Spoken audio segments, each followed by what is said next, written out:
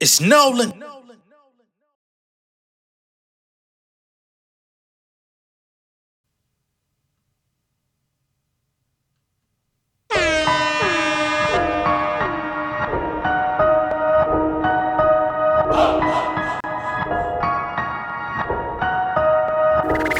been on my own thing. See me grinding in my gold frames.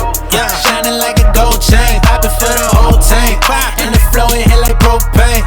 Yeah, and it's never gon' change. I've been doing my own thing. See me grinding in my gold frames. Yeah, shining like a gold chain. Popping for the whole tank. And the flow it hit like propane. Yeah, and it's never gon' change. I've been doing my own thing. Yeah, Southern boy about to make a killing. Vacate the building like a heist. I'm about to make a million. Create my village till I'm straight to educate these children. Fade to the ceiling, they hate, but I never take they dealings.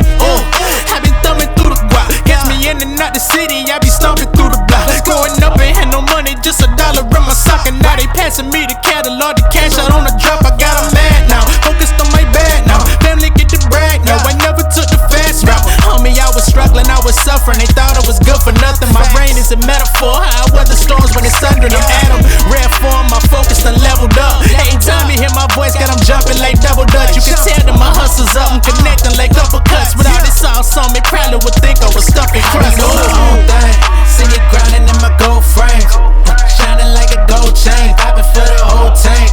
And the flow it hit like propane. What's up? And it's never gon' change. I've been doing my own thing. See me grinding in my gold frames. Yeah, shining like a gold chain, popping for the whole tank. And the flow it hit like propane. Let's go. And it's never gon' change. I've been doing my own thing. What's going on, beautiful people? It's the kid J Nolan here. Welcome back to another episode of Inside the Industry, your number one source for music, entertainment, commentary, and breakdowns. Hope everyone's doing well today.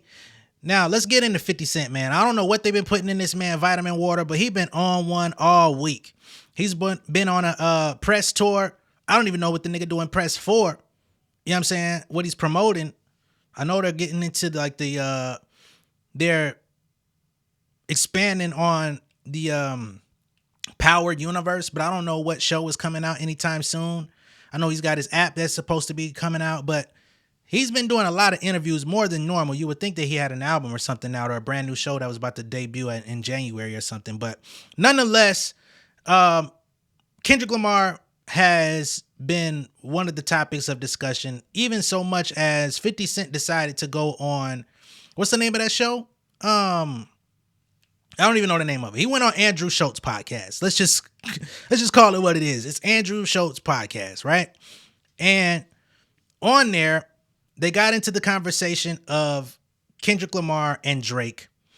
And 50 comes out and says he feels like the media and the powers that be in the music industry are getting behind Kendrick Lamar to be the number one guy so that they can move hip hop away from the street and gritty elements associated with hip hop. Now, I don't know what albums from Kendrick Lamar 50 Cent been listening to. Y'all act like Kendrick Lamar done turned into goddamn Common or some shit. Because as far as I can remember, Good Kid, Mad City, although it had a positive overtone to it, it was nothing but gang violence that permeated throughout the entire album. And we've talked about this before, how the album was him basically transitioning from doing shit on the block with the homies, getting fucked up, smoking the shenanigans, getting shot at, potentially taking revenge for their homie that got killed in the street, all of these different things, and then deciding he want better for his life. You know what I'm saying? That's what I remember Good Kid, Mad City to be. Fucking To Pimp a Butterfly is, all right, now I made it. But I'm still connected with the homies that's still out here shooting shit up, getting in fights, robbing niggas. So much so that the homies want to come to the award shows and they want me to help them line up these rappers. I don't know. Is that not street? using your famous homies' proximity to the stars to be like, hey man, just let us in hey man, that nigga got an AP on. I seen that shit in the music video. I want that shit, man. Let me in. And at a certain point, he like, man, I can't bring you niggas around like that, man. Y'all niggas institutionalized, bruh. You know what I'm saying? And then going through the perils of the industry, niggas making offers for his soul. Him, going all over the world, traveling, seeing that they going through fucked up shit worse than what we do over here. Him going, going to Africa, all that shit. Coming back, trying to give that information back to the community, and niggas saying, we ain't trying to hear that shit, bro. We ain't trying to hear that shit. I mean, damn is like, okay, now I've reached the mountaintop. And shit still ain't changing for nobody. None of the niggas that I thought I could change their life has it gone right. You know what I'm saying? The world is fucked up. And what is niggas doing for me, as a matter of fact? I done tried to help so many niggas. Ain't nobody praying for me. What the fuck? You know what I'm saying? I've been stomped out in front of my mama ain't street.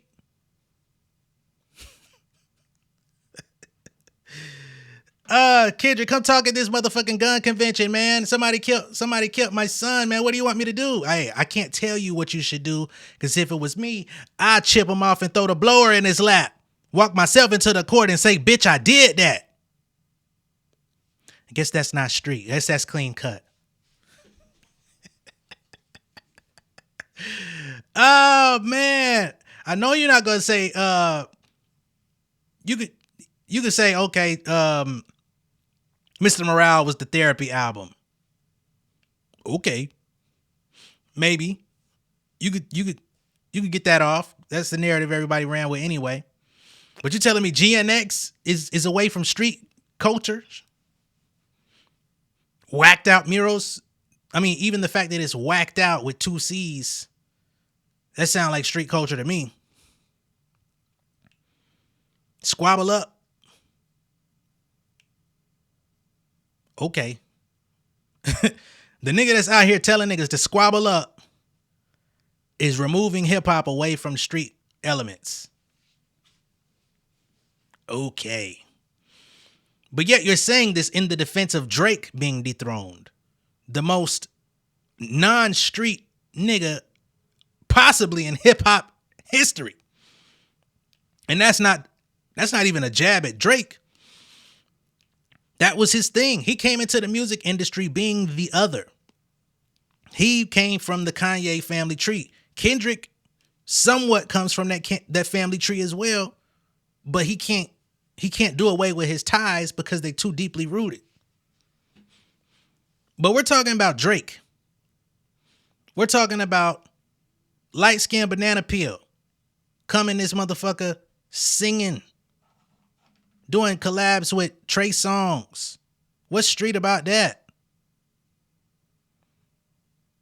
Nigga rapped about digging in a woman's purse to see what's going on in her phone. What's street about that? What are we talking about? Wayne specifically told Drake, hey man, don't come in here talking about you doing all this and that shit, man. Keep it Canadian, brother. Keep it Canadian, Crody. Do you?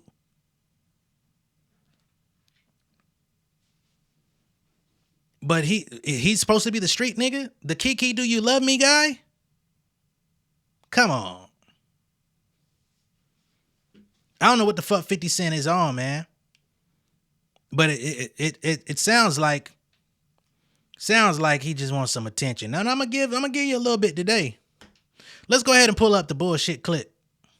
That's it. They're ready to hate on Drake. Yes. Yeah. You're always ready to hate on who's on top. And now Kendrick, if Kendrick's on top, there's going to be people ready to hate on him. And he's never been in that position. Nah, he always been an underdog. But he's been a media darling. Yeah. Because he's not number one. Kendrick got trophies I didn't even know that they had.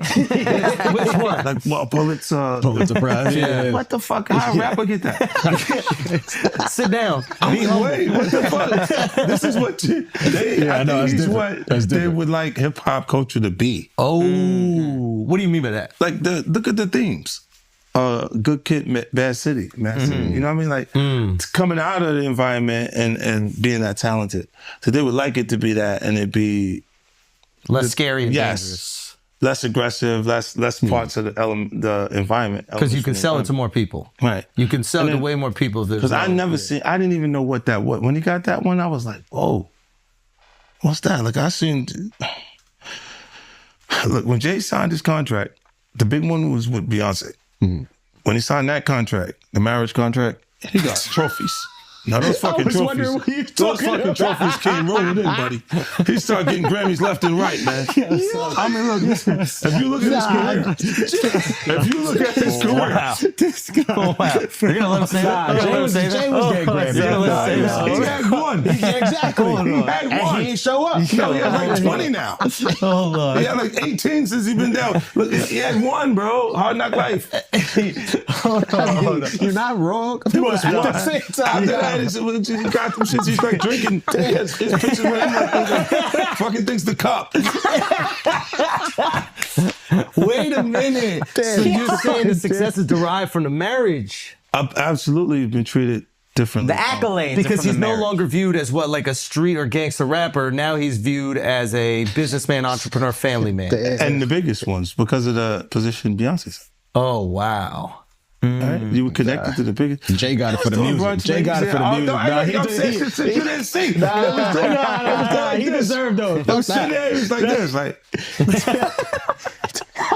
Black excellence. They're sitting there like, yeah. It's the billionaire brunch. You're like, I hate you, man.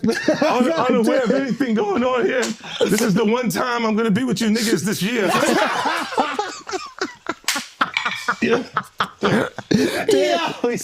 Come on, bro.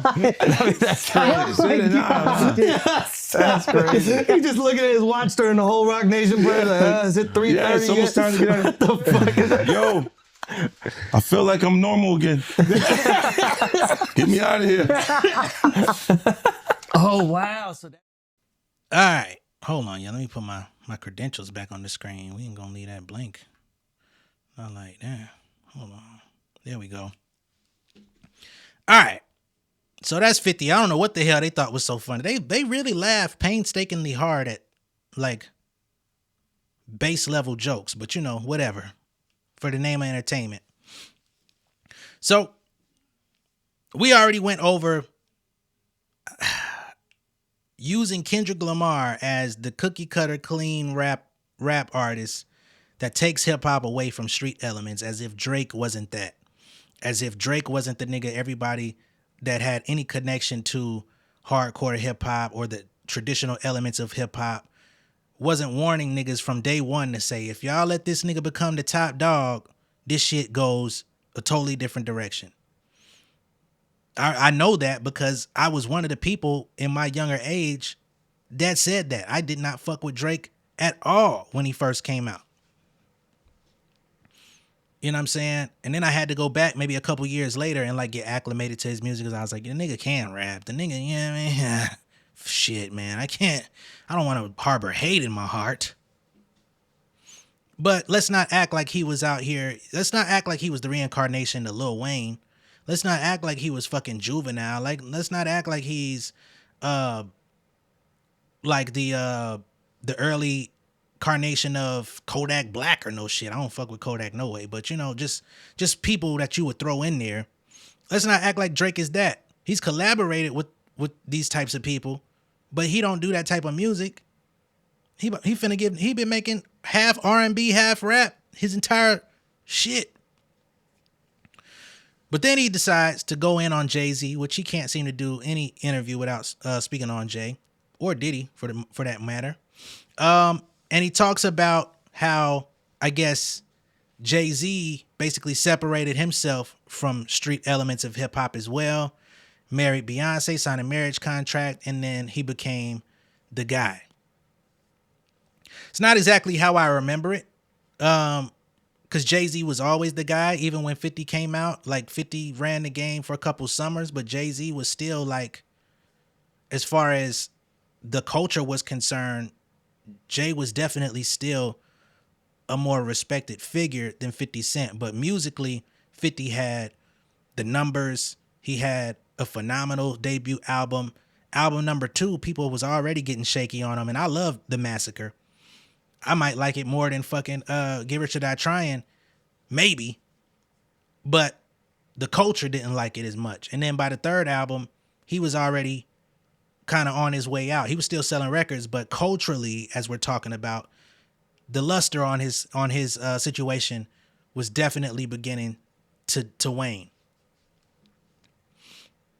So he says at the time, when he got with Beyonce, as it pertains to Jay-Z, he said he only had 1 Grammy.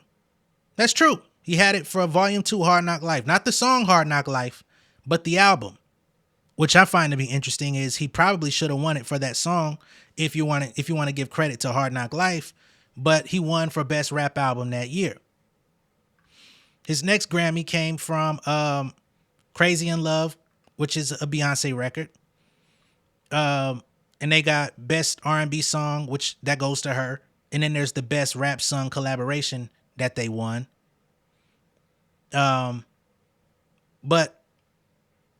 based on 2004, I don't see why it wouldn't be.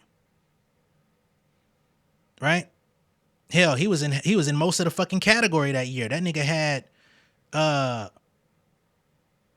Frontin' with Pharrell, Excuse Me Miss featuring Pharrell. Like, they was just goddamn doing it all. He didn't win those.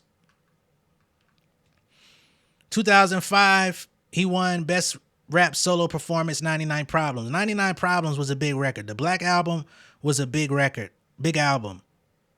He was supposed to retire. That was not based on Beyonce. Man, my camera keep wigging the fuck out. Numb Encore. Best Rap Song Collaboration 2006 with Linkin Park. What that got to do with Beyonce? He worked with one of the biggest fucking rock, nu metal groups that was already dominating the airwaves at the time. So what that tells me is Jay-Z is a very strategic person in who he works with. When he works with goddamn Pharrell, Beyonce, Linkin Park, this stuff is supposed to do something because he associates himself with other big stars. He doesn't do tracks with just any old nigga.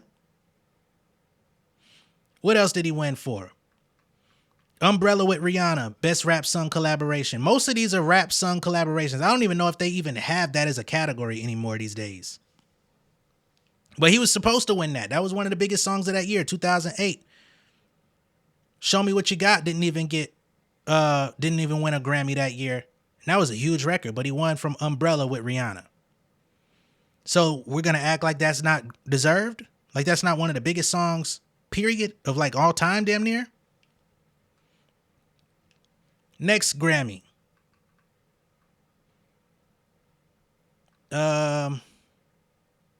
Is this Swagger Like Us? Hold on. I know it ain't fucking Swagger Like Us. Yikes. I still like that record. Niggas don't like that record. I still fuck with it. 2010, Death to Auto-Tune, Best Rap Solo Performance. That was a big record. It was a statement record.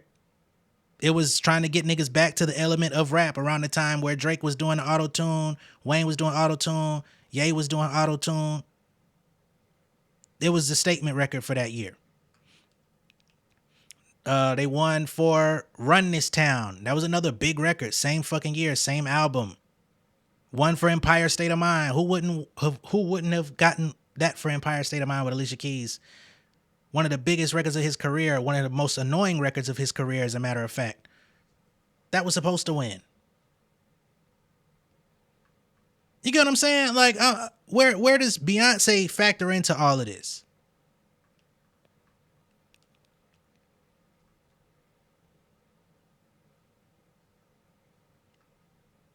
So, I ain't gonna keep going through all this shit. But that just goes to show you 50 be knowing what he talking about sometimes, but sometimes 50 Cent blatantly lies. And he knows who he can pull over the war from, because niggas is not gonna give him no pushback. Niggas that's not gonna contest or contend with what he's saying or even attempt to pull up the actual facts. He knows who he could get that off with, because as much as I don't really rock with like Charlemagne would have said, hold on, let me look into that. Nah, because this is not. And 50 would have been like, yeah, but he would have had to move the goalpost about 3-4 more times in the interview to get his point across, because 50 is not gonna stand corrected.